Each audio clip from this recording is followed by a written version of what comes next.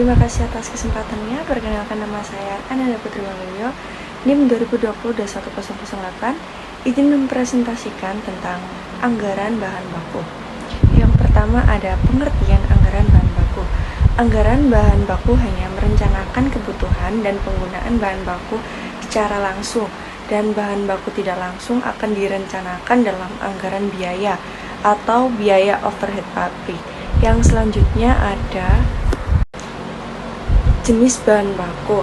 Bahan baku dibagi menjadi dua, yaitu bahan baku langsung atau direct material yang termasuk dengan anggaran bahan baku. Yang kedua ada bahan baku tidak langsung, indirect material, atau biasa disebut dengan anggaran biaya overhead pabrik. Yang pertama yaitu ada bahan baku langsung. Itu adalah semua bahan baku yang merupakan bagian barang jadi yang dihasilkan.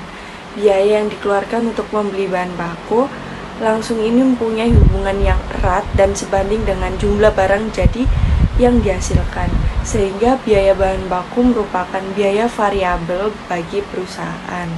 Yang kedua ada bahan baku tidak langsung. Bahan baku tidak langsung adalah bahan baku yang ikut berperan dalam proses produksi tetapi tidak secara langsung atau tidak tampak pada barang jadi yang dihasilkan. Yang selanjutnya yaitu ada tujuan penyusunan anggaran bahan baku. Yang pertama ada memperkirakan jumlah kebutuhan bahan baku. Yang kedua ada memperkirakan jumlah pembelian bahan baku yang diperlukan. Yang ketiga ada sebagai dasar untuk memperkirakan kebutuhan dana yang diperlukan untuk melaksanakan pembelian bahan baku. Yang keempat ada sebagai dasar penyusunan produk costing, yakni memperkirakan komponen harga pokok pabrik karena penggunaan bahan mentah dalam proses produksi. Yang terakhir ada sebagai dasar melaksanakan fungsi pengawasan bahan baku. Yang selanjutnya akan dilanjutkan oleh rekan saya. Terima kasih.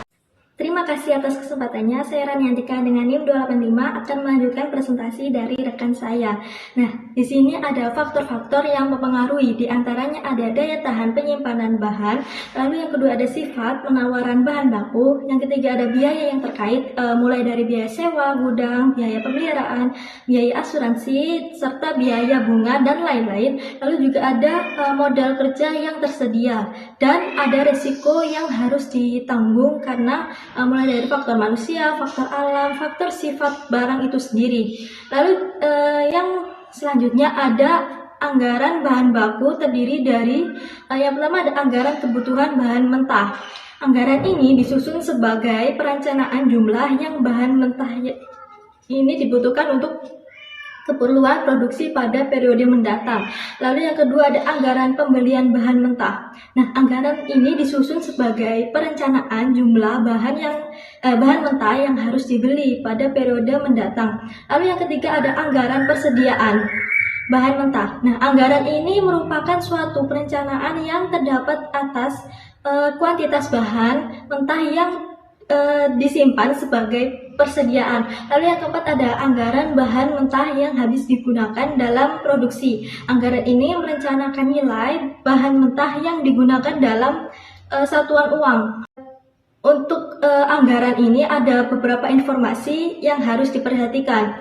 Nah, jadi untuk menyusun anggaran kebutuhan bahan baku ini ada beberapa informasi. Nah, informasinya itu diantaranya ada tingkat produksi yang diperoleh dari anggaran produksi. Lalu yang kedua ada jenis bahan baku. Jadi kita definisikan dulu jenis bahan bakunya. Ada apa aja? Contohnya ketika sebuah konveksi memproduksi baju. Nah, baju ini bahan bakunya itu terdiri dari kain dan benang. Lalu untuk yang ketiga ada standar penggunaan atau yang disebut dengan SP. SP sendiri ini adalah bahan baku yang digunakan untuk memproduksi satu unit produk jadi. Contohnya dalam satu baju membutuhkan 3 meter kain dan 1 benang, berarti SP untuk kain 3 dan untuk benang 1. Lalu untuk menghitung kebutuhan bahan baku yaitu dengan cara mengalihkan SP dengan tingkat produksi. Misalnya tadi baju membutuhkan 3 meter kain, berarti SP-nya 3, lalu dikalikan dengan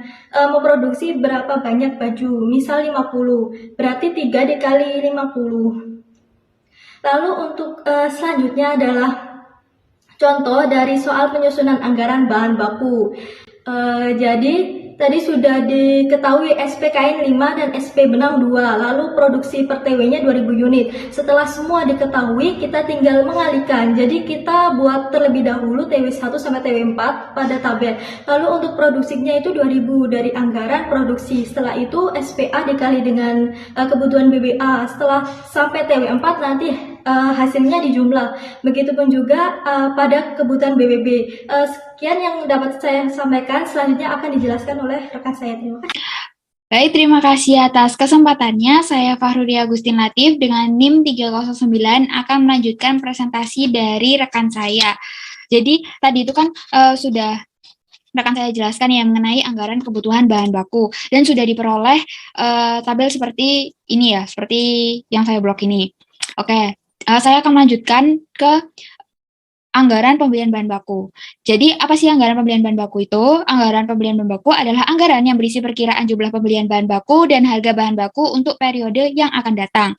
Nah, untuk pembelian bahan baku sendiri itu rumusnya kebutuhan bahan baku yang sudah kita buat sebelumnya di anggaran kebutuhan bahan baku itu ditambahkan dengan persediaan akhir bahan baku, lalu dikurangkan dengan persediaan awal bahan baku. Nah, untuk nilai pembelian itu didapatkan dari pembelian bahan baku yang dari yang ini, yang pink ini, terus dikalikan dengan perkiraan harga bahan baku. Contoh penyusunannya. Jadi ini contoh ini itu nyambung ya sama contoh soal yang ada di anggaran kebutuhan bahan baku. Di sini ada perusahaan memperkirakan persediaan awal bahan baku kain setiap triwulannya itu 20% dari kebutuhan bahan baku pada periode tersebut. Sedangkan persediaan akhir bahan baku kain sebesar 1000 unit. Nah, pada triwulan 1, bahan baku kain diperkirakan dibeli dengan harga 30.000 per meter dan mengalami kenaikan harga 10% setiap triwulannya. Jadi, kita mulai nih untuk menyusun. Contoh step yang pertama itu yaitu memasukkan informasi yang diketahui, yang sudah diketahui gitu ya. Nah, kebutuhan bahan bakunya ini tuh kan sudah diketahui dari anggaran yang sudah kita susun sebelumnya. Di sini kan sudah disusun 10.000 ya, kebutuhan bahan baku untuk bahan baku kain sebesar 10.000. Jadi kita masukkan 10.000, 10.000, 10.000, 10.000 di setiap triwulannya. Lalu untuk persediaan akhir bahan bakunya itu 1000 karena di sini kan di soal sudah diketahui ya persediaan akhir bahan baku kain sebesar 1000 unit. Nah, karena persediaan akhir jadi kita taruh di triwulan 4. Lalu persediaan awalnya ini didapat dari mana? Kok bisa 2000? Jadi didapat dari gini ya disoalkan. Oh maaf. Oh ya benar, disoalkan sudah diketahui ya, memperkirakan persediaan awal bahan baku kain setiap triwulannya itu 20%. Jadi 20% dari kebutuhan bahan baku. Jadi 20% dari 10.000 yaitu 2.000. 20% dikali 10.000 yaitu hasilnya 2.000. Oke, step kedua yaitu melengkapi dari TW4. Kita kerjakan dari belakang. Nah, ini dilengkapi ya. Jadi, untuk mengetahui totalnya itu dapat dari kebutuhan bahan baku ditambah dengan persediaan akhir bahan baku, yaitu 10.000 ditambah 1.000. Jadi, hasilnya 11.000. Lalu, untuk persediaan awal bahan baku sendiri itu tadi kan sudah diketahui ya 2.000. Nah, untuk mengetahui pembelian itu 11.000 dikurangi 2.000. Jadi, hasilnya 9.000. Lalu, untuk harga sendiri ini ya, nah itu dapat dari mana sih kok bisa berbeda-beda seperti ini? Nah, ini didapat dari, ini ya, diketahui kan pada triwulan 1, bahan baku kain diperkirakan dibeli dengan harga 30.000. Nah, jadi triwulan satunya itu 30.000. Ini ya, 30.000. Nah, lalu untuk triwulan keduanya itu mengalami, ini kan diketahui, dan mengalami kenaikan harga 10% setiap triwulannya. Jadi, di triwulan 2 itu dikalikan dengan 110% karena mengalami kenaikan harga 10%. Jadi 10% dikalikan dengan 30.000, hasilnya 33.000. Nah, sama dengan triwulan 3, 110% dikalikan dengan 33.000, yaitu triwulan sebelumnya ya. Triwulan 3 berarti yang dihitung dikalikan dengan triwulan 2. berarti hasilnya yaitu 36.300. Begitu juga dengan triwulan 4, 110% dikalikan dengan 36.300. Hasilnya 39.930. Nah, nilai pembelian ini dikalikan dari pembelian dikalikan dengan harganya. Jadi 9.000 dikalikan 39.930. Jadi hasilnya yaitu 359.370.000. Nah, step ketiga itu mulai isi T dari TW1 ke TW3. Caranya gimana? Nah, seperti yang kita tahu ya, kalau persediaan awal itu berarti memenuhi persediaan akhir di triwulan sebelumnya. Jadi 2.000 yang di sini, yang kuning di persediaan awal di TW4 itu sama dengan persediaan akhir di TW3. Ini 2.000. Nah, sama dengan yang TW2. Jadi ini persediaan awal di TW3 sama dengan persediaan akhir di TW2. Ini sama dengan yang ini. Gitu.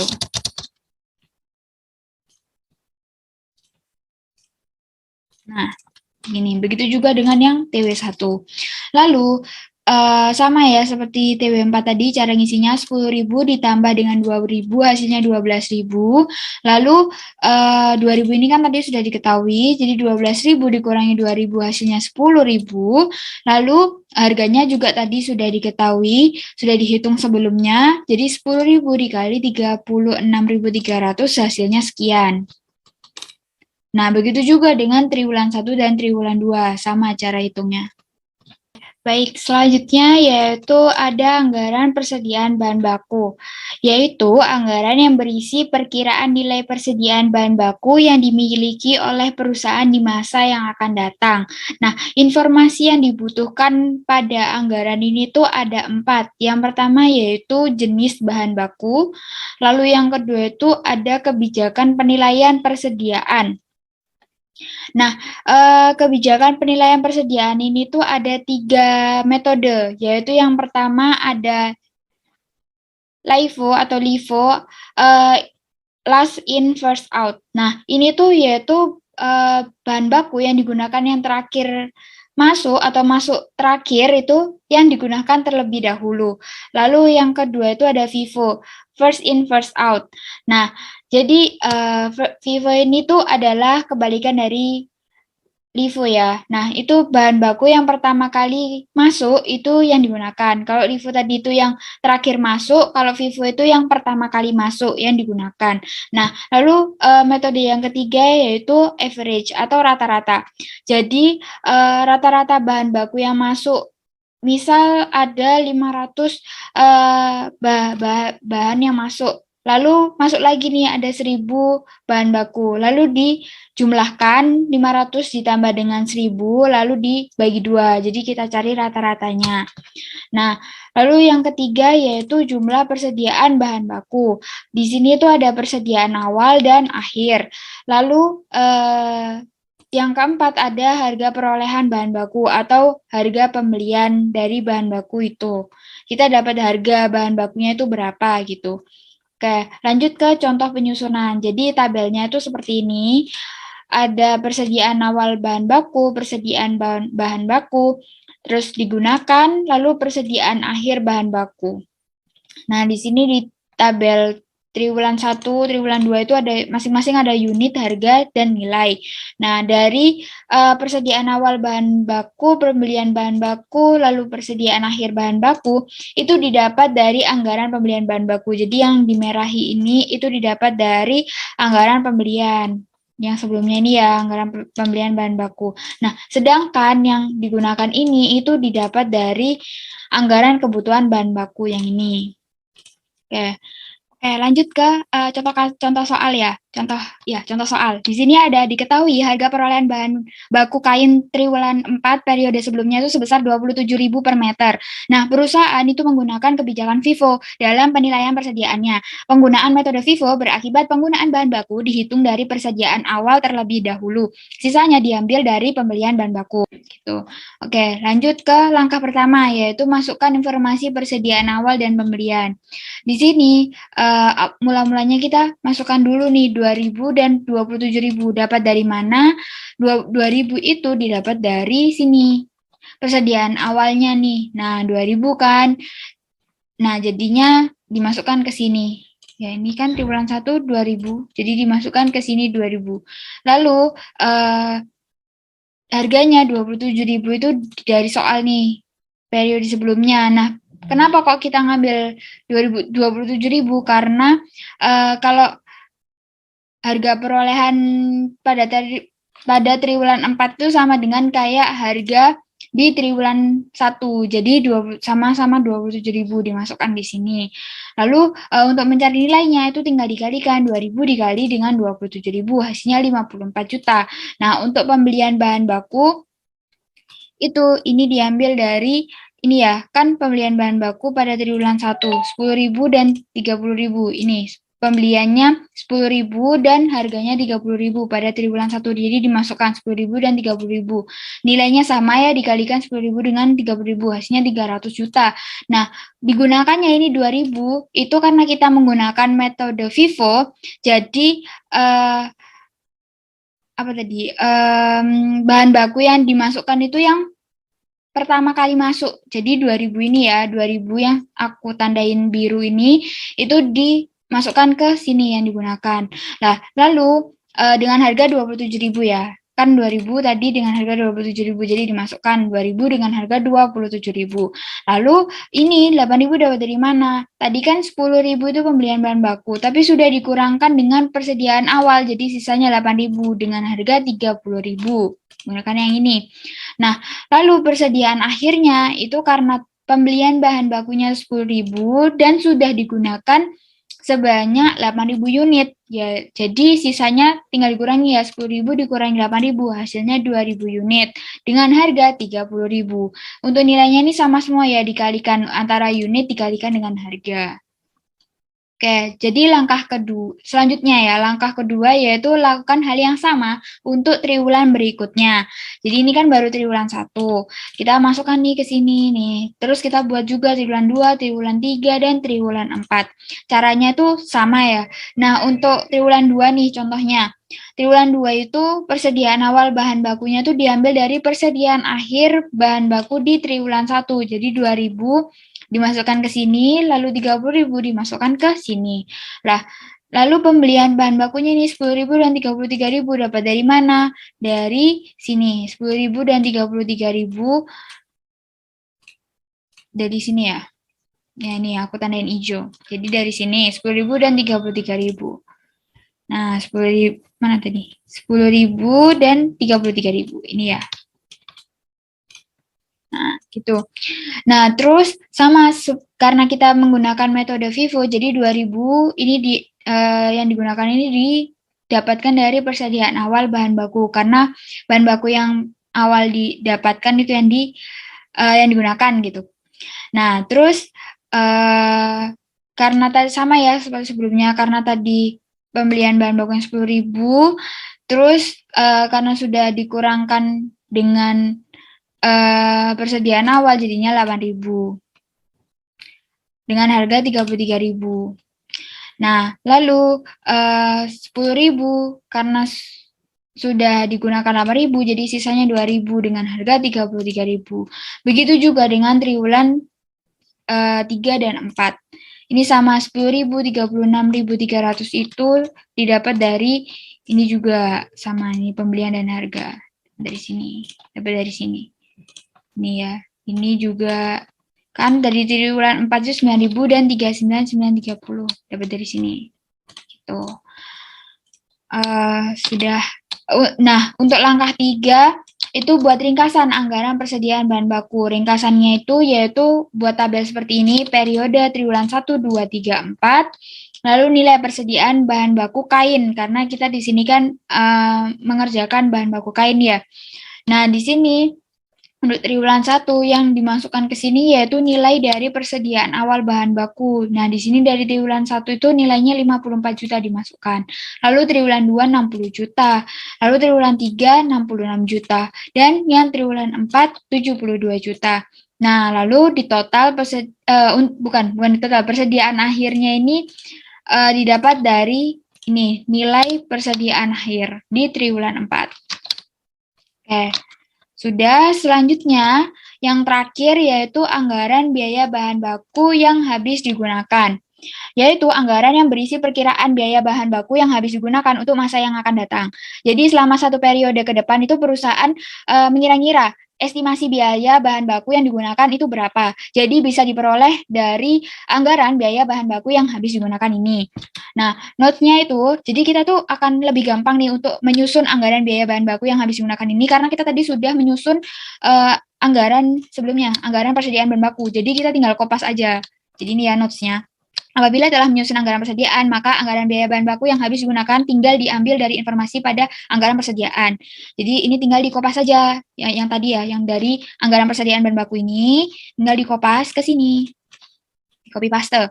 Nah, lalu setelah di copy paste, selanjutnya kita buat tabel seperti ini. Jadi periode triwulan 1, 2, 3, 4 dan biaya bahan baku yang habis digunakan. Nah, cara untuk kita menghasilkan angka-angka ini itu dapat dari yang kuning ini, itu dijumlahkan. Jadi 54 juta ditambah 240 juta hasilnya ini.